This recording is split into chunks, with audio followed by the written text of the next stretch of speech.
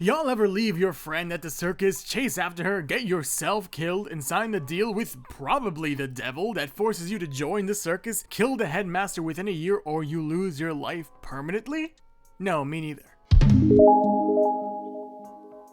The author of the incredibly popular webtoon and also physical comic now, Hooky, is back with an entirely new series in the same beautiful style. Now, for being honest, I never got a chance to read Hooky. However, luckily for me and possibly lucky for you, you don't have to read all 200 plus episodes to enjoy her newest series. But it doesn't mean you're not welcome to try. With only 8 chapters released so far and no Hooky knowledge under my belt, I'm really enjoying it. But yet again, I'm getting ahead of myself. Marionetta follows the duo of Julia and Camila. Julia is happy living with her honest, predictable life, known as Miss Stick in the Mud.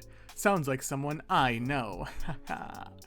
And it makes sense. She's no nonsense, straightforward. Sounds like someone. Meanwhile, Camila is the complete opposite of her. Curious, starry-eyed, and excitable. After going to the circus for her birthday, Camille follows some of the circus workers because they're hot, and sees some things she's not supposed to. After she doesn't go back home or to work, Julia realizes that there was a high chance that her friend actually just straight up ran away with the circus to avoid meeting a suitor and chases after the circus with her bike. After falling down a hill and getting crushed by a wild circus on wheels, you know, as circuses usually have, she proceeds to die. How come all of the series I talk about have either an important character die or just literally the main character die? Anyways, like all those series before, her death might not be exaggerated, but the circumstances of her death are a tad unusual. You see, the world Marionetta takes place in is just a tad unusual itself. There are hints that there's something special about the world, including the Akon, superstitious three-eyed people that believe in ghosts and such stuff, and I really hope that I pronounced that right. But it turns out that superstitious might not be the correct wording, as there is clearly something special about this world. As Julia doesn't just die, she wakes up in an acid trip of a world where her soul literally starts to break and scatter apart. And that's as true as it's gonna be. She dead. There's no time control, no regressions, no golden rule, nothing like that. Girl be dead. Literally 2 episodes into the series, she's dead. But there, like always, is a small actually. She's dead and or dying when a lectern appears right in front of her with a simple contract. She's given 1 extra year, in which she must stay in the circus during that time, and most importantly, she must permanently kill the owner and the ringmaster of the circus. And if she doesn't do that within the year, she permanently dies. After a slight encounter with one of the most terrifying things I've ever seen in a webtoon, looking like a biblically accurate angel with that many eyes and mouths, the truth is revealed, as Julia ain't the only person who's dead, as every single person in this circus is dead. Not only are they dead, but all are bound to the circus. So far, the series is a blast. The art style is fun and beautiful, the world is lively, the characters are great, and most importantly, there's a mystery afoot. And that's why I'm here. Kinda. Look, I highly recommend you check out this series, because the characters, the world, the art style, and many people have recommended Hooky to me, and I just was too lazy to check it out, but also because of the mystery. The series loves to keep its cards close to its chest, and as a result, it keeps us, the readers, in the dark. The very start of the entire series is our main character, Julia, in the coolest mushroom hat ever. If I join the circus, do I get a hat like that? Anyways, we see her standing in front of someone, and we're led to believe she stabbed and killed that person. Or how about episode 3, during that acid trip of a world? She signs a contract to keep herself alive. These contracts or pacts keep the entire circus alive, since, you know, they're dead too. But most sign with the headmaster, i.e. the person Julia is signed on to kill. We also learn of a suspicious Akon, who's also making deals with the dead. And more importantly, I feel like we brushed past this, the massive multi-eyed monster that she's signed the deal with.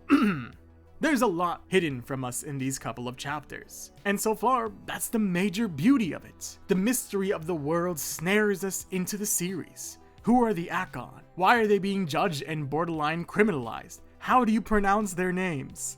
Akon? Sure, I'll go with that. Why is there a circus that employs the dead? Who did Julia sign with? Is there a way around it? The headmaster seems pretty cool so far. I don't want to see him die. But did she do it? If not, who was stabbed? And did she? Because the series doesn't tell us straight away that she stabbed someone. These questions that we ask are important. They keep us hooked. They keep us engaged. Look at another weirder example. Everything is Fine. This series is all about asking questions. In a series that follows a bunch of people pretending that everything is a-okay while wearing giant cat heads and getting red eyes when they aren't playing a part. Mysteries are important. They keep readers like myself asking questions. Questions about the world. Like, how does it work? It looks like magic actually exists, but why don't people believe in it? I mean, it has to. People can be raised back from the dead, right?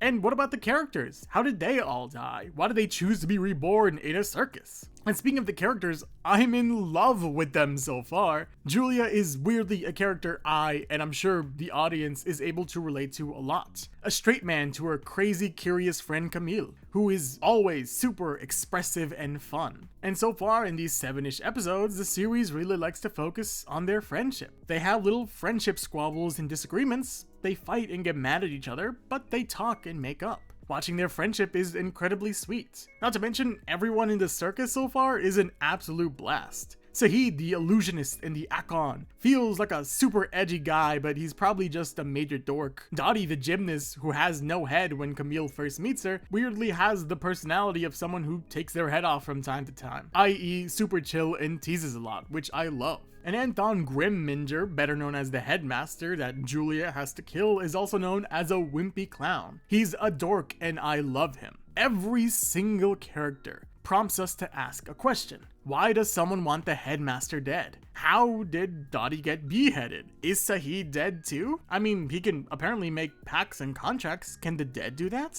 Why was Camille so eager to join the circus of the dead? And will Julia kill Anton? The beginning makes us think she killed someone. Did she kill someone? Did she kill who was needed to be killed? Maybe it's a red herring. Maybe someone else got killed by someone else. There's a knife that's very gently placed into someone. We see Sahid brandish a knife from time to time. They're a little different, but still. See how these little moments, these little details make your brain turn just a little bit? Questions are important. They keep us thinking about these series. They keep us reading these series, wanting more, wanting to see answers. And as the series progresses, things are answered, but more questions arise. And it keeps my mind on the series, and I'm thankful for that, because this series has been a blast to read and enjoy. The characters have been so much fun to see interact with one another, and the questions about this series keep me, and I'm sure many readers, so interested in it. So please check out Marionetta, updating every week on Webtoon.